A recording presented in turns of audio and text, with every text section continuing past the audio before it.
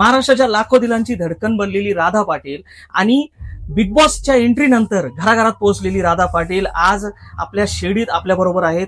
राधा पाटील कडून आपण काही प्रश्नांची उत्तरं जाणून घेणार आहोत. बिग बॉस मध्ये त्यांचा जो काही सफर होता तो कसा राहिला आणि शिर्डीत आल्यानंतर त्यांना कसं वाटतंय. तर राधा, स्वागत आहे तुझं शिर्डीमध्ये. थँक्यू. शिर्डीत आज तुझा पहिलाच प्रोग्राम होतोय, कसं वाटतंय शिर्डीमध्ये? शिर्डीमध्ये मी दुपारीच आली आहे, तर खूप छान वाटतंय आणि बाबांचं दर्शन आता मी घेणार, तर खूप प्रसन्न वाटतंय इथे आल्यानंतर. आणि नियोजन वगैरे एवढं खूप सुंदर केलं आहे. कलाकारांची ह्या लोकांनी खूप जास्त काळजी घेतलेली आहे, तर शिर्डी लोक बेस्टच आहेत, तर मला आवडलं. बिग बॉसच्या घरामध्ये एंट्री घेणारी तू पहिली स्पर्धक होती, हा म्हणजे पहिली एंट्री तुझीच झाली. हा कसं वाटलं बिग बॉस कडून ज्यावेळेस कॉल आला, कसं वाटलं? हा बिग बॉस कडून पहिला मला मेल आला होता. मग पहिला मला असं वाटत होतं की नको, कारण मला सवय नाही आहे दुसरीकडे जाऊन राहायची. आणि मग गेल्यानंतर काहीतरी मी 17 दिवस राहिली, पण मला छान वाटलं तिथे. पण असं असतं ना की बॉन्डिंग नाही माझी जमत लवकर दुसऱ्या लोकांसोबत. सो ठीक आहे, छान वाटलं. पण रुचिता बरोबर तुझी फ्रेंडशिप खूप चांगली. रुचिता, अनुश्री, हे माझं जी टोळी होती ती माझी बेस्टच होती आणि आता पण बेस्टच आहे. विशाल चांगलं खेळते, अजून छान खेळ. 2 आठवड्यानंतर तुला एक्झिट घ्यावी लागली हो, त्याच्यावर. कारण की तिथे असं आहे की मारहाण केलेली चालत नाही आणि माझ्याकडून चुकून प्रभूला असं खेचण्यात आलं, तर ते एक त्यांनी पॉइंट पकडला होता. प्लस मला घरच्यांची खूप आठवण येत होती. सो मी स्वतः जाऊन एक रूम असतो आतमध्ये, तिथे ते लोक आपल्याला विचारतात की तुम्हाला काय मानसिक त्रास होतोय का. जर आपल्याला मानसिक त्रास असेल तर ते एक्झिट करू देतात आपल्याला. सो मी माझ्या मनाने निघून आली आहे तिथून. ओके. आता रितेश देशमुख सरांकडून भाऊच्या धक्क्यावर जे काही मार्गदर्शन मिळालं असेल, तर काय परिणाम काय झाला त्या गोष्टीचा? काही नाही, ते जेव्हा येतात तेव्हा ते महाराष्ट्रामध्ये काय चालतंय हे 2 दिवसामध्ये आम्हाला सांगतात. सॅटर्डेला सांगतात की महाराष्ट्रामध्ये तुमच्याबद्दल काय चर्चा होते, तुमच्यामध्ये काय सुधारणा झाली पाहिजे. सो ते आम्हाला सांगत होते. आणि मी एक्झिट झाल्यानंतर माझं असं होतं की मला महाराष्ट्रामध्ये नावं ठेवली जातात लावणीवरून, असं तसं.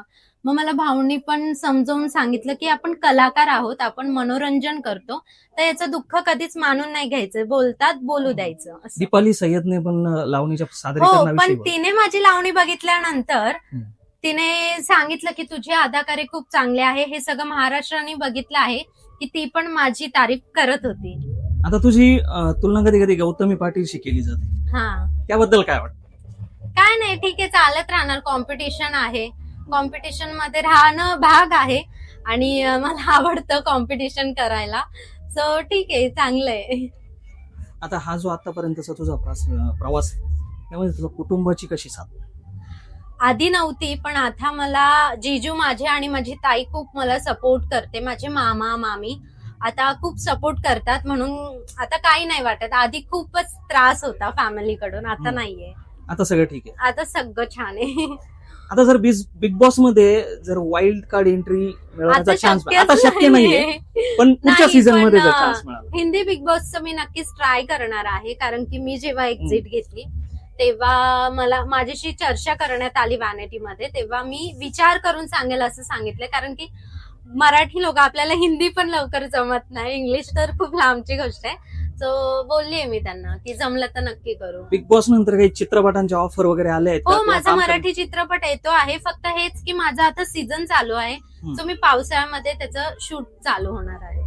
चित्रपटाचं नाव वगैरे काही? नाव नाही सांगता येणार, कारण की डायरेक्टरने मला वॉर्न केलं आहे की आता लोकांना कळू देत नको, फक्त तू जर कोणाला सांगत आली तर पिक्चर येतोय असं सांगू शकते, पण नाव नाही डिक्लेअर करू शकत मी.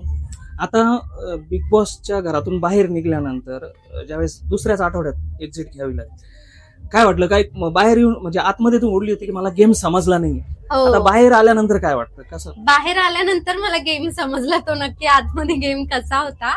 आणि काही नाही वाटत आहे.